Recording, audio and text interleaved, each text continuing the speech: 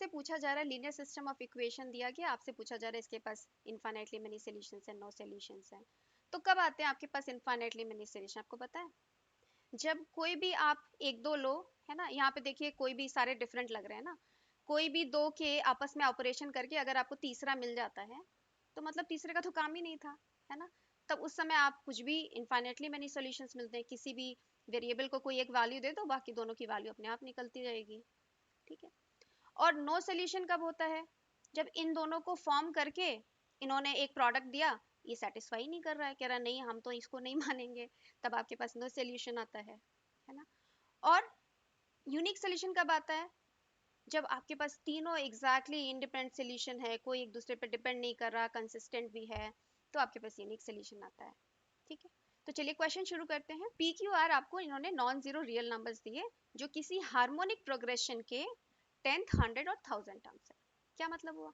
मतलब इनका जो रेसिप्रोकल है वो अर्थमेटिक प्रोग्रेशन में है ना, अर्थमेटिक प्रोग्रेशन के 10th 100th और 1000 टर्म है, तो उस अर्थमेटिक प्रोग्रेशन का मान लो फर्स्ट टर्म ए है और कॉमन डिफरेंस डी है, तो ये क्या आ जाएगा?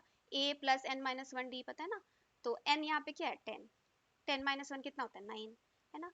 A plus 9d that is equal to this term 1/p। 100 term को बोलो, ए प्लस 100 माइनस वन, है ना, 99d is equal to 1/q, है ना, ये 1000 टर्म है, तो क्या आएगा? A plus 999d is equal to 1/r। ये तो इन्होंने इन्फॉर्मेशन आपको बता दी, ये वाली बात। चलिए नेक्स्ट, अब इस पे आते हैं, है ना।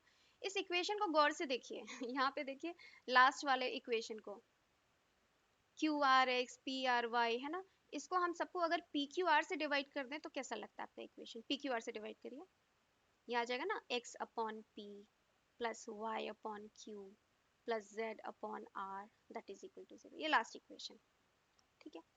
अब पहले दोनों को गौर से देखिए, है ना, पहला वाला मैं ऐसे कैसे लिख देती हूँ, ठीक है।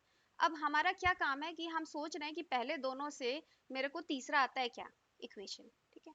तो पहला ये है, अच्छा आप बुरा ना मानो तो मैं 2 माइनस वन कर लूँ, कोई दिक्कत नहीं है ना, सॉल्व करते हैं तो माइनस कर सकते हैं, 2 माइनस वन करो, तो यहाँ क्या आ जाएगा? 10x minus x 9x, 100y minus Y कितना? 99y, समझ में आया?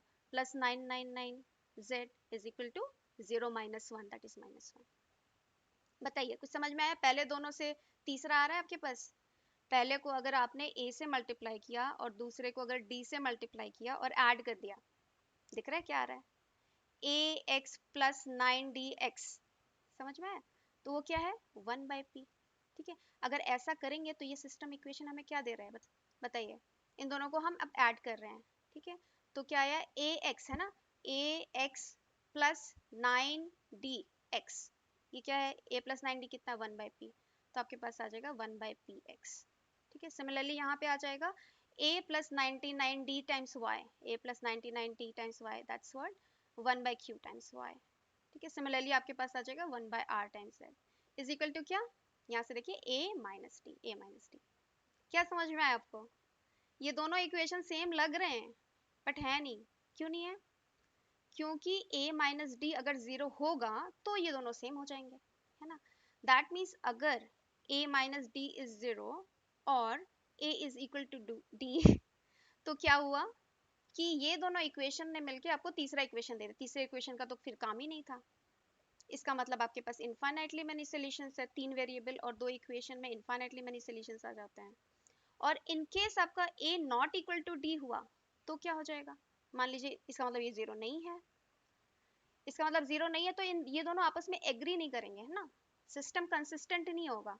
That means if a is not equal to d then you don't have any solution. So अब पूरे सिस्टम में दो ही बातें हो सकती हैं, या तो आपके पास इनफाइनाइटली मेनी सॉल्यूशंस है या नो सॉल्यूशंस है। चलिए इसको चेक करते हैं, अगर ए डी होगा तो क्या होगा? यहाँ रखें, यहाँ पे देखो, यहाँ रखते हैं, ए डी के बराबर है डी प्लस 9d कितना? 10d, ठीक है, 10d is equal to 1/p। यहाँ पे रखो d प्लस 9d 100d, ठीक है, 100d is equal to 1/q और 1000d is equal to 1/r। ये सारी बातें आ गई। रेशियो बता दो, p/q q/r की रेशियो की बात कर रहे हैं ना, तो यहाँ बताओ p/q, आपके इन दोनों को डिवाइड कर दो, p/q क्या आ जाएगा आपके पास? 10, है ना, और क्या आ जाएगा, p बाय r 100 आ जाएगा, है ना, इसको और इसको डिवाइड करो, p बाय r 100 आ जाएगा। और क्या आ जाएगा, p बाय q हो गया, p बाय r कौन बचा है, q बाय r, है ना, यहाँ पे q बाय r की बात कर रहे हैं। q बाय r कितना आ गया, वो भी 10 आ गया आपके पास। मतलब अगर ये सिचुएशंस होंगी आपके पास क्या होगा, इनफाइनाइटली मेनी सॉल्यूशंस। अगर नहीं होंगी, नो सॉल्यूशन। तो देखिए यहाँ पे बोल रहे हैं नहीं है ना, p by r is not 100, that means you don't have a solution. p by q is not 10, ये बोल रहा है ना 10 होना चाहिए, अगेन नो सॉल्यूशन। ओके, बाकी लोगों का क्या करें, q बाय r 10 है तो इनफाइनाइटली मेनी सॉल्यूशंस है, कोई भी हो सकता है ना, इनफाइनाइट हो सकता है या एटलीस्ट वन हो सकता है, या इन दोनों में से भी चेक करें तो कोई हो सकता है। बट ऑप्शंस देखते हैं, 2s को जाना चाहिए और 3 भी s को जाना चाहिए, इनके अलावा कोई और सेटिस्फाई कर रहे हैं, नहीं ना। तो आपका बी ऑप्शन सही हो गया, है ना, 1 को q को जाना चाहिए विच इज ओके, है ना, कह रहा है 1 q को जाना चाहिए, हमें चेक नहीं किया, बट यही होगा इसका solution, we can check it. Okay, and 4 goes to r, where is 4, this is 4 and it should go to r, वो तो पक्की बात है कि उसके पास इनफाइनाइटली मेनी सॉल्यूशंस होंगे। तो ये बी ऑप्शन जो है सब कुछ सेटिस्फाई कर रहा है, then B is my answer. चले नेक्स्ट क्वेश्चन देखें।